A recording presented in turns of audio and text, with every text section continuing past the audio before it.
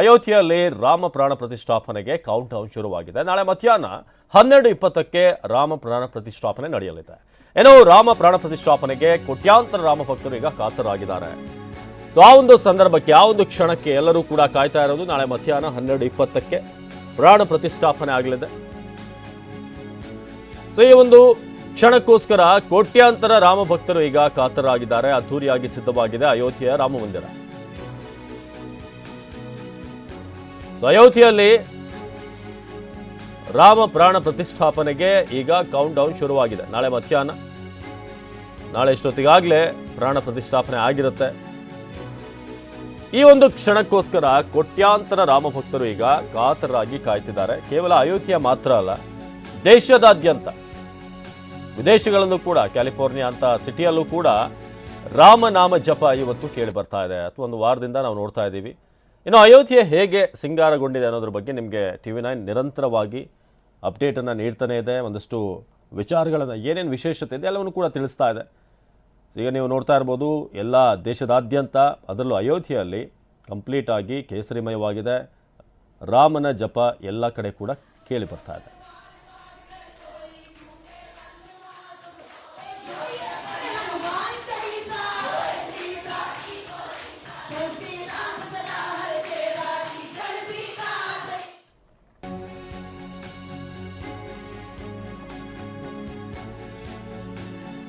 ಅಯೋಧ್ಯೆಯಲ್ಲಿ ಈಗಾಗಲೇ ಗಣ್ಯರು ಆಗಮಿಸ್ತಾ ಇದ್ದಾರೆ. ಅಯೋಧ್ಯೆಯತ್ತ ಸಾಗ್ತಾ ಇದ್ದಾರೆ ಸ್ಟಾರ್ ನಟರು, ಗಣ್ಯಾತಿ ಗಣ್ಯರು.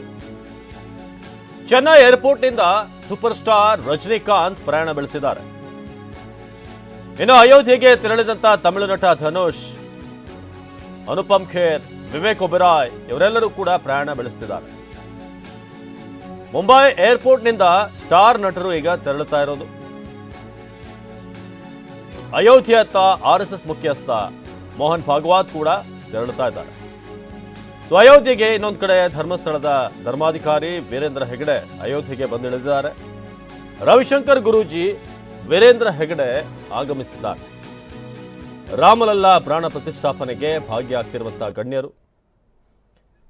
So superstar Rajinikanth Chennai ಏರ್ಪೋರ್ಟ್ನಿಂದ ಈಗ ಅಯೋಧ್ಯೆಗೆ ಹೊರಟಂತ ಸಂದರ್ಭ ಇದು. ಸೊ ಬಹಳ ವಿಶೇಷವಾದಂಥ ಕ್ಷಣಕ್ಕೆ ದೇಶದ ಗಣ್ಯಾತಿ ಗಣ್ಯರು ಸಾಕ್ಷಿ ಆಗ್ತಾರೆ. ತಮಿಳು ನಟ ಧನುಷ್, ಹಾಗೆಯೇ ಚಿರಂಜೀವಿ ಅವರು ಕೂಡ ಬರ್ತಾ ಇದ್ದಾರೆ. ಇನ್ನು ಸೂಪರ್ ಸ್ಟಾರ್ ರಜನಿಕಾಂತ್, ಇನ್ನೊಂದು ಕಡೆ ವಿವೇಕ್ ಒಬೆರಾಯ್ ನೀವೀಗ ದೃಶ್ಯದಲ್ಲಿ ನೋಡ್ತಾ ಇದ್ದೀರಾ. ಇವರೆಲ್ಲರೂ ಕೂಡ ಅಯೋಧ್ಯೆಯತ್ತ ಹೊರಟಿದ್ದಾರೆ.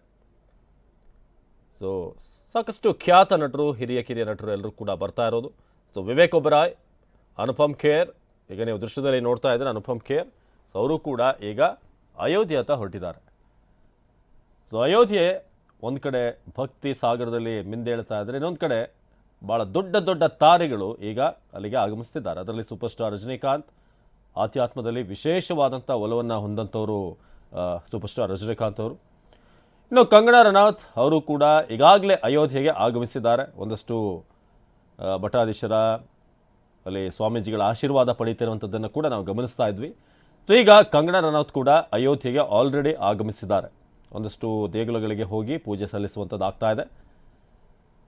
ಸೊ ಅಯೋಧ್ಯೆಯಲ್ಲಿ ರಾಮ ಮಂದಿರ ಉದ್ಘಾಟನೆ ಅದ್ದೂರಿ ಸಿದ್ಧತೆ, ಒಂದಷ್ಟು ತಾರಾ ಮೆರುಗು ಕೂಡ ಈಗ ನಾವು ನೋಡ್ತಾ ಇದ್ದೀವಿ.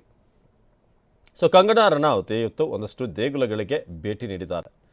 ಸೊ ಚೆನ್ನೈ ಏರ್ಪೋರ್ಟ್ನಿಂದ ಸೂಪರ್ ಸ್ಟಾರ್ ರಜನಿಕಾಂತ್ ಹೊರಟಿದ್ದಾರೆ. ಇನ್ನು ವಿವೇಕ್ ಒಬೆರಾಯ್, ಅನುಪಮ್ ಖೇರ್ ಇವರೆಲ್ಲರೂ ಕೂಡ ಈಗ ಅಲ್ಲಿ ರೀಚ್ ಆಗ್ತಾ ಇರುವಂಥದ್ದು, ಏರ್ಪೋರ್ಟ್ಗೆ ಬಂದಿರೋದು.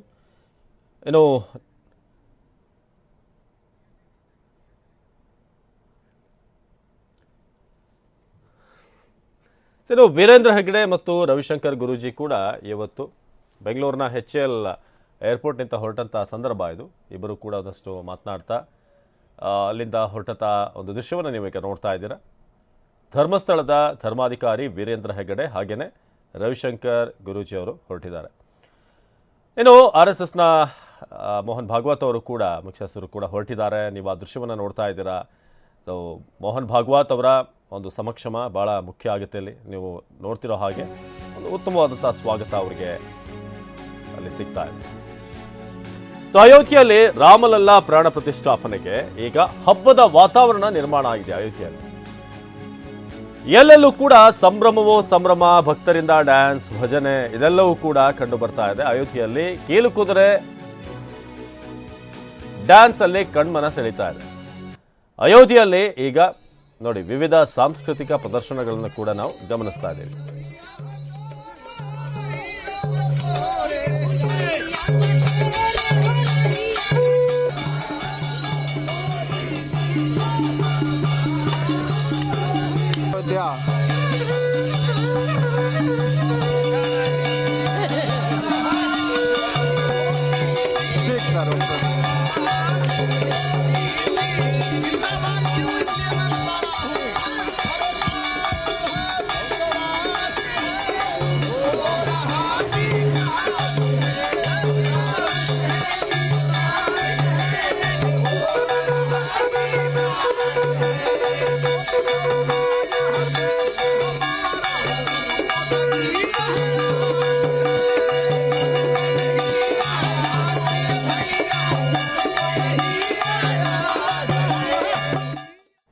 ಇನ್ನು ರಾಜ್ಯದ ದಶ ದಿಕ್ಕುಗಳಲ್ಲೂ ಕೂಡ ಕೇಸರಿ ಕಲರವ ಇವತ್ತು ಕಂಡು ಬರ್ತಾ ಇದೆ. ರಾಜ್ಯದಲ್ಲಿ ಕೇಸರಿ ಧ್ವಜಕ್ಕೆ ಬಹಳ ಡಿಮ್ಯಾಂಡ್ ಇದೆ.